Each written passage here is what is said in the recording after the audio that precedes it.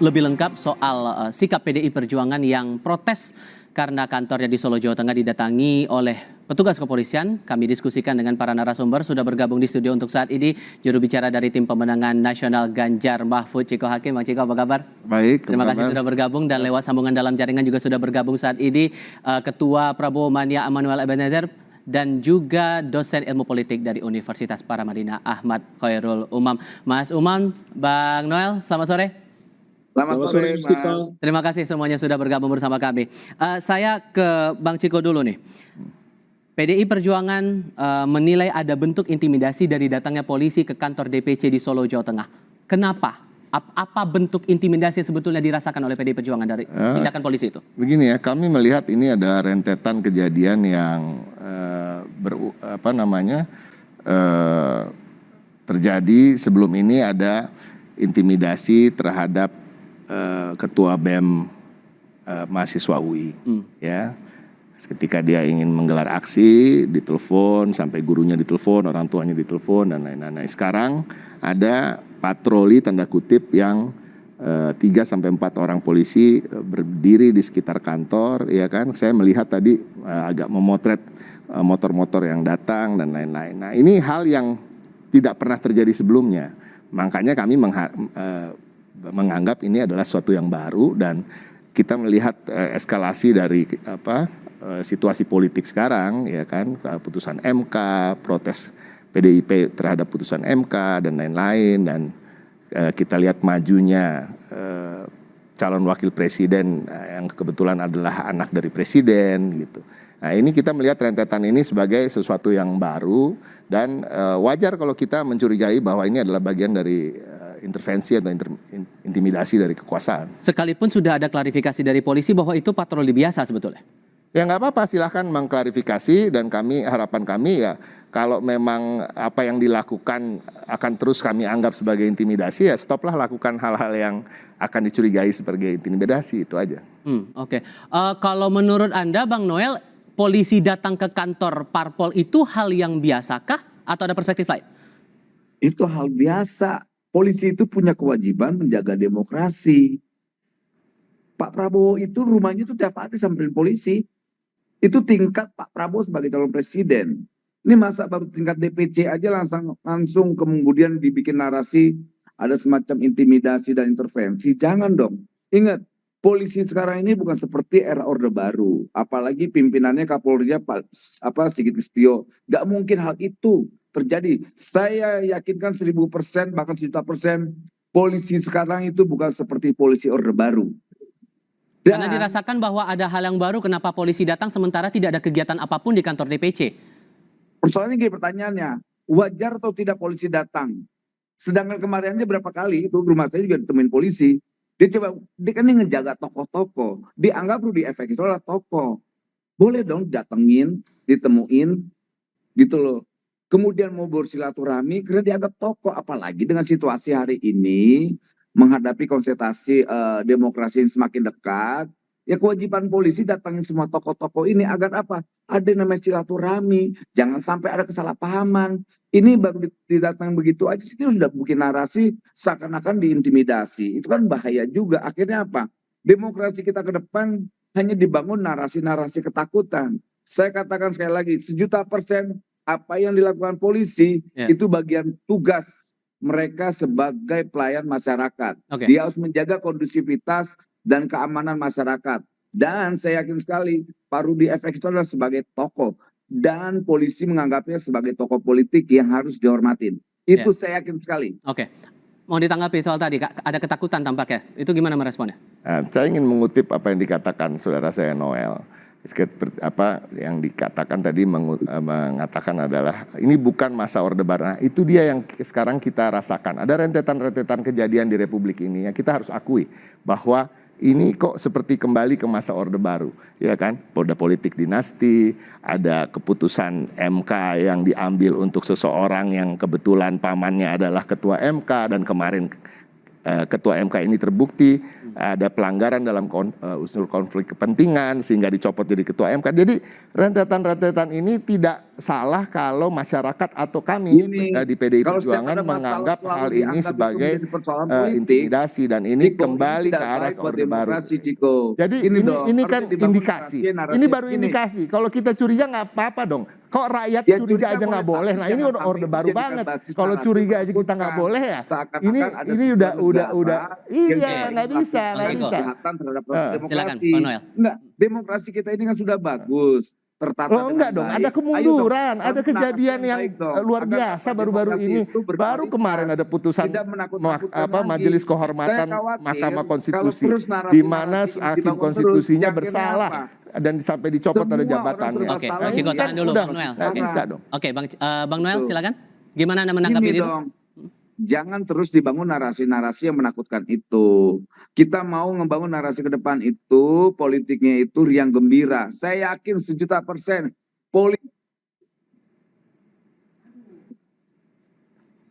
Bang Noel, mohon maaf audionya sempat terputus. Mungkin Oke, kita coba perbaiki komunikasi terlebih dahulu dengan Bang Noel. Ini sempat terputus komunikasi sedikit audionya. Saya ke Mas Umam sambil kita perbaiki komunikasi dengan Bang Noel. Cukup beralasan tidak dengan pandangan PDI Perjuangan tadi ada rentetan kejadian sehingga dipandang bahwa ini adalah bentuk intimidasi. Itu menurut Anda gimana, Mas Umam? Ya, memang cukup menarik mencermati apa yang disampaikan oleh Mas Ciko dan juga Bang Noel. Ini Bang Noel masih belum paham ada situasi komunikasi yang problematik gitu. Tapi begini, bahwa kemudian yang disampaikan tadi sebenarnya bukan sesuatu yang baru. Kalau misal kemudian kita cermati dua figur ini kan sebenarnya merepresentasikan dari elemen kekuatan pro keberlanjutan, karena dua-duanya juga berasal dari elemen yang sebelumnya juga mendukung Pak Jokowi. Tetapi ketika kemudian sekarang Mas Ciko dan sahabat-sahabat dari PDIP merasa ada kekhawatiran, ada ketakutan semacam itu, to some extent itu justified, itu betul. Memang ada kecenderungan penggunaan instrumen kekuasaan negara untuk kepentingan politik. Tetapi di saat yang sama sebenarnya ini bukan sesuatu yang baru. Nah, khawatir saya ini mendadak oposisi. Jadi Mas Ciko dan teman-teman di PDIP mendadak oposisi karena bagaimanapun juga dipengaruhi oleh situasi koalisi yang terbaru. Kalau kita merujuk di paper lama yang ditulis oleh Thomas Power, itu dari teman dari Australian National University, di akhir 2018 dia sudah menulis artikel dengan judul yang sangat spektakuler, kontroversial. Judulnya Jokowi's Authoritarian Turn and Indonesia's Democratic Decline. Nah, indikasi yang dia gunakan adalah terkait dengan politisasi instrumen kekuasaan negara. Nah, waktu itu sebenarnya PDIP dan juga teman-teman yang lain masih berada di lingkungan yang sama, di lingkaran yang sama. Tetapi sekarang kemudian ketika kemudian PDIP sendiri mengalami situasi di mana kemudian terjadi titik pisah antara PDIP dengan Pak Jokowi, maka kemudian narasinya berbeda. Nah, yang ingin saya tekankan bahwa apa yang menjadi concern dari Mas Ciko tadi, to some extent bisa difahami dan itu justified. Tetapi kalau misal kemudian itu hanya terjadi belakangan ini, rasanya itu sudah menjadi concern yang cukup lama. Bagaimana kemudian kebebasan masyarakat sipil mengalami penurunan signifikan, bagaimana kemudian mahasiswa bersuara begitu mudah kemudian difragmentasi dan dihentikan. Nah, ini yang kemudian harus menjadi ruang refleksi yang jauh lebih besar. Bukan hanya sekedar apa yang terjadi di Solo, tapi yang di Solo barangkali akan menjadi sebuah pemicu bagi munculnya gelombang kritis terutama dari partai yang selama 9 tahun ini menjadi pemimpin koalisi pemerintahan saat ini. Sudah kami tangkap maksudnya. Saya kembali lagi ke Bang Noel. Bang Noel tadi audionya sempat terputus, jadi sebelum terdengar utuh pernyataan Anda tadi mungkin bisa dijelaskan lagi. Jadi kalau menurut Anda dengan diksi intimidasi menurut PDI Perjuangan polisi datang ke kantor partainya itu cukup beralasan atau tidak?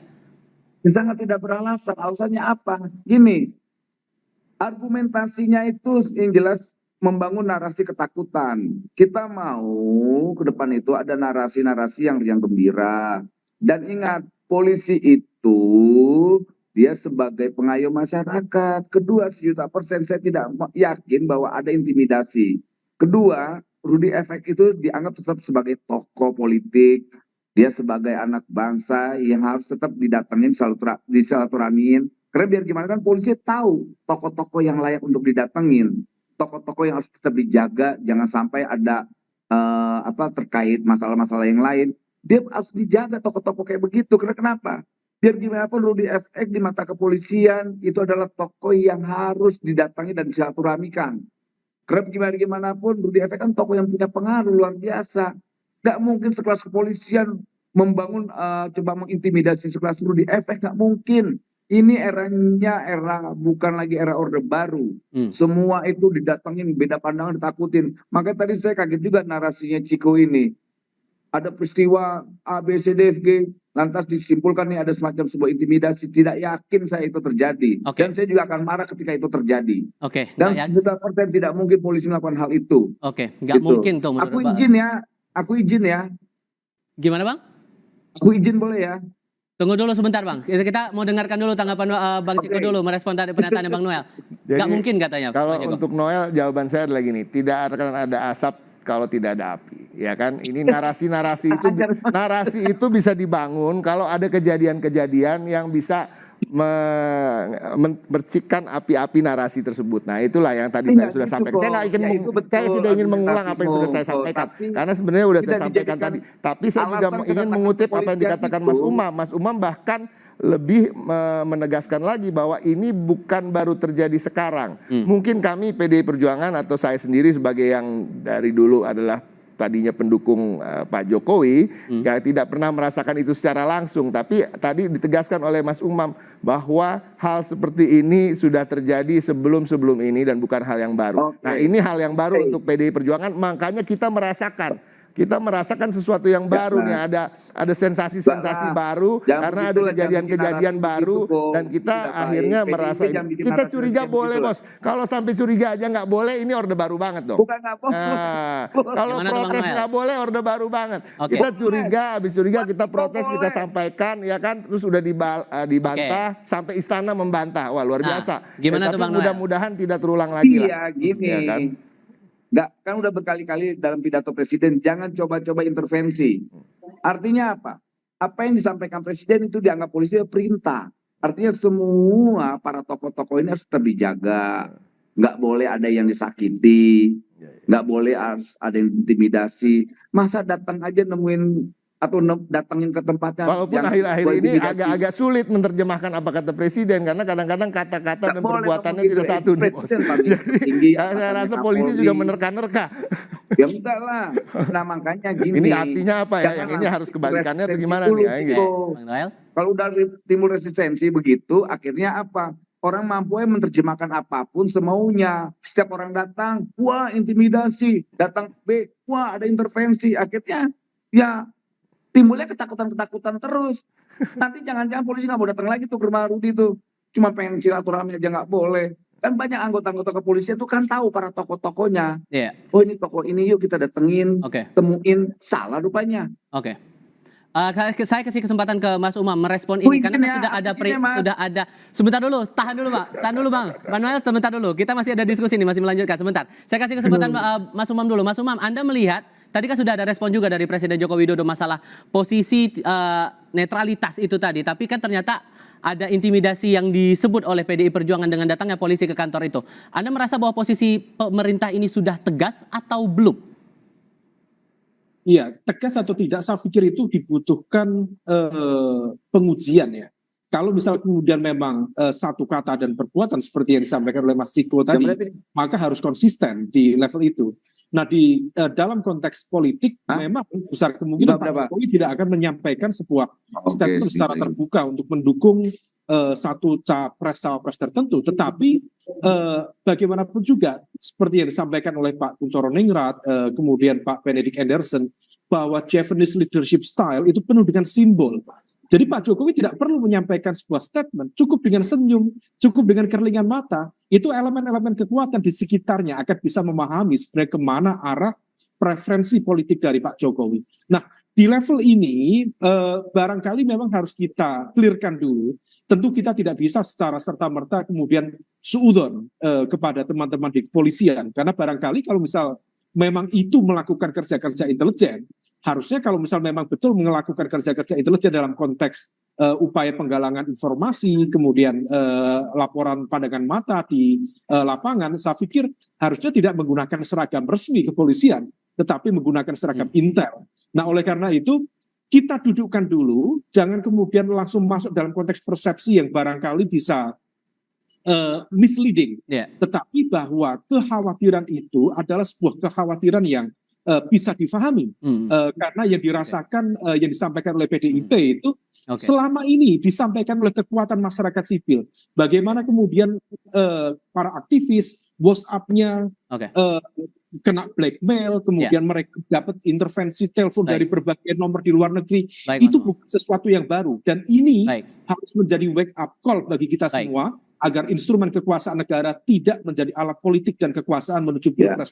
Masih dianggap wajar sebetulnya nih Bang Noel, gimana tuh responnya? Masih tetap pada pendirian bahwa ini hal-hal yang biasa-biasa saja?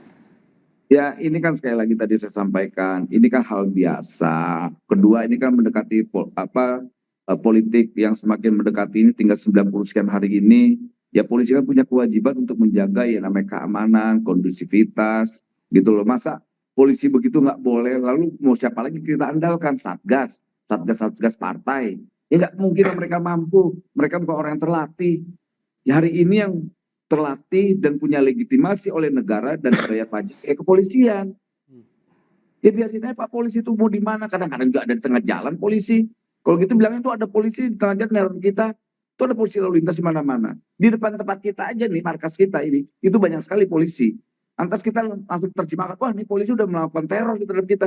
Ya jangan dong, pahamin itu bagian tugas-tugas kenegaraan. Sekalipun kemudian disebut oleh FX Rudy gara-gara kasus ini dan dia meminta TNI, Polri, dan ASN bertindak netral. Jadi akhirnya netralitas inilah yang jadi pertanyaan. Gimana tuh Bang Noel? Ya sudah, mereka udah pasti netral. Udah pasti, mereka udah sampaikan itu berkali-kali. Kapolri, TNI semua udah nyampaikan. Kurang apa lagi? Tapi kan mereka juga punya hak konstitusi keluarganya untuk memilih. Salahkan keluarga-keluarga mereka yang memilih. Yang nggak boleh kan anggota-anggota yang aktif. Ingat, baca itu undang-undang itu. Undang-undang TNI Polri. Yang nggak boleh itu adalah anggota aktif. Lalu keluarganya nggak boleh. Punya hak. Masa mau dilarang keluarganya? Baik. Untuk menangan, Dari Jawa berkali-kali Kapolri bilang Polri harus netral. TNI juga melalui Panglima juga udah menyampaikan polisi harus netral di 2024 pemilu nanti. Udah semua udah, makanya saya heran. Mau apa lagi sini orang-orang ini PDIP ini? Baik, ini tampaknya Bang Ciko udah mau siap-siap mau menyampaikan pendapatnya, tapi kita akan lanjutkan lagi diskusinya di sesi berikutnya. Tetap bersama kami saudara di Kompas Petang.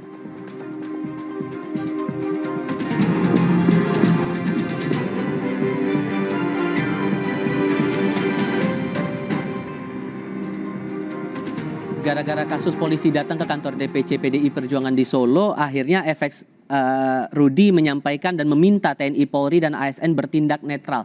Pada akhirnya netralitas ini yang dipertanyakan, itu yang menjadi kekhawatiran dan bisa jadi akan muncul saat masa kampanye nanti. Itukah keraguan dari teman-teman PDIP? Itu kekhawatiran yang wajar dan saya rasa tidak hanya oleh PDI Perjuangan tapi juga oleh masyarakat pada umumnya. Dan kita kan tahu, ini nggak usah ditutup-tutupi faktanya, bahwa salah satu calon wakil presiden yang akan maju dalam kontestasi Pilpres di 2024 ini adalah anak sulung dari presiden aktif, yaitu Presiden Jokowi. Nah, kita tahu sendirilah hubungan anak ke bapak ke anak bagaimana, ya kan? Nah, apakah betul netralitas yang dikatakan di mulut itu akan betul-betul diterjemahkan sebagai netralitas di lapangan? Nah, ini tentu menjadi kekhawatiran dan ini nggak boleh kita saking takutnya untuk menyampaikan kekhawatiran ini terus kita bilang oh presiden udah ngomong dia akan netral, pasti dia netral. Lo nggak bisa, nggak cukup dong. Ini seorang bapak pada anaknya. Nah, seorang bapak ini kebetulan seorang presiden yang sebagai panglima tertinggi, ya kan, dia adalah bosnya Kapolri, bosnya semua menteri, ya dan lain-lain. Nah, kekhawatiran dan kecurigaan itu wajar akan terus ada, apalagi terjadinya intimidasi yang oke, kalau kita mau menganggap apa yang terjadi di Solo bukan intimidasi, tapi kita tahu ada terjadi intimidasi kepada ketua BEM UI, ya kan, rumah orang tuanya di Pontianak didatengin oleh polisi berseragam juga, ya kan. Nah, terus ada beberapa kejadian lagi bahwa dengan menggunakan institusi negara meloloskan anaknya untuk menjadi calon wakil presiden, ya Oke, kan? dan Yang kebetulan. kasus-kasus Jadi kasus-kasus ini nggak salah kalau ada kekhawatiran ketika terjadi ada polisi nongkrong di depan rumah saya umpamanya. Ya saya akan curiga itu adalah intimidasi. Oke, Mungkin sehingga karena bentuk saya konkret berkata-kata komitmen seperti ini. apa yang ditunggu oleh PDI Perjuangan masalah netralitas ini? Belajar dari kasus ini. Ya belajar, stop intimidasi yang jelas-jelas intimidatif seperti yang terjadi pada saudara kita ketua BEM UI, ya kan? Apa juga yang terjadi di DPC PDIP Solo juga nggak perlulah datang-datang, kecuali sebelum datang telepon dulu, ya kan? Apa keperluannya dan lain-lain gitu. Itu kan juga wilayah kita ya gitu. Jadi saya rasa itu. Yang kedua ya saya rasa masyarakat dan partai politik semua juga harus terus mengingatkan. Setiap hari harus diingatkan. Ini tinggal 90 hari, apa sih salahnya kalau diingetin terus, ya kan? Nggak apa-apa, bukan narasi-narasi buruk yang kita bangun kok. Kita ingin menyehatkan demokrasi kita, mengembalikan demokrasi ini seperti sedia kala, bahkan inginnya lebih maju lagi. Nah, kita melihat jangan sampai ada kemunduran-kemunduran dalam demokrasi kita. Oke, sayang sekali sebetulnya Bang Emmanuel Ebenezer sudah meninggalkan forum diskusi ini, tapi setidaknya kita mengapresiasi sudah bergabung ke diskusi kali ini. Saya ke Mas Umam kalau begitu. Bisa meredam ini semua, agar meredam ini semua karena momen rangkaian Pilpres masih panjang sampai nanti Februari, bahkan setelah itu pun juga masih akan ada proses perhitungan suara. Bentuk konkret komitmen apa untuk menjaga netralitas ini agar jangan sampai kasus yang sama terulang lagi, agar jangan ada diksi intimidasi lagi? Ya tentu harus clear memang instruksi dari Pak Presiden itu kemudian harus sampai di level pimpinan-pimpinan lembaga negara, baik itu TNI, Polri, BIN, ASN, dalam konteks ini birokrasi, termasuk di dalam konteks alokasi dan juga kemungkinan distribusi 15 jenis social safety net atau bantuan sosial yang juga amat sangat rawan untuk dipolitisasi menjelang Pilpres 2024 mendatang. Oleh karena itu, semua itu butuh pengujian. Kita harus uji bagaimana kemudian bentuknya, tentu tidak mudah. Karena bagaimanapun juga statement verbal dari pimpinan, dari pemimpin, tentu bisa diinterpretasikan berbeda di lapangan. Nah, oleh karena itu, tentu dari semua kalangan masyarakat sipil harus terus menyala, harus terus hidup untuk mencermati semua ini. Meskipun kita sendiri juga tahu bahwa karakter masyarakat sipil di Indonesia per hari ini cenderung mudah terfragmentasi dan cenderung begitu mudah untuk kemudian diintervensi dan diintimidasi sendiri. Bagaimana kemudian kita masih ingat ketika kemudian terjadi momentum kritis terkait dengan amandemen Undang-Undang KPK, kemudian Undang-Undang Omnibus Law, kemudian terkait dengan RUU KUHP, hampir semua jaringan-jaringan kekuatan masyarakat sipil dan juga mahasiswa termasuk para buruh begitu mudah kemudian diretas, kemudian diintimidasi, dan semua itu kemudian menjadi sebuah tanda bahwa ada situasi demokrasi yang tidak baik-baik saja. Problemnya kemudian ketika masyarakat menganggap ini sebagai sesuatu yang lumrah, yang wajar.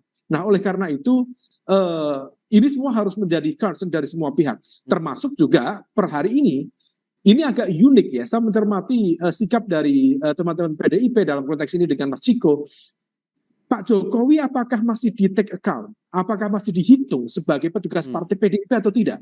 Karena sikap per hari ini seolah kemudian menegasikan positioning Pak Jokowi sebagai petugas partai di PDIP. Kalau misal memang masih dihitung beliau sebagai petugas partai di PDIP, concern-concern besar semacam ini seharusnya kemudian disampaikan secara langsung. Cukup dipanggil saja Pak Jokowi, berikan warning secara clear, berikan kemudian statement secara tegas, dan di situ bisa terselesaikan dengan baik. Tanpa kemudian harus melakukan langkah-langkah yang barangkali merepotkan kekuatan masyarakat sipil yang ada. Baik, Mas Umam. Untuk pertanyaan Anda itu kita coba diskusikan untuk forum yang berikutnya, tapi setidaknya untuk saat ini terima kasih Mas Umam sudah bergabung bersama kami. Bang Ciko juga terima kasih sudah hadir di Studio Kompas TV. Terima kasih juga kami sampaikan untuk Emmanuel Ebenezer yang juga sudah bergabung dalam diskusi kami. Mas Umam, selamat sore. Bang Ciko, terima kasih. Selamat sore.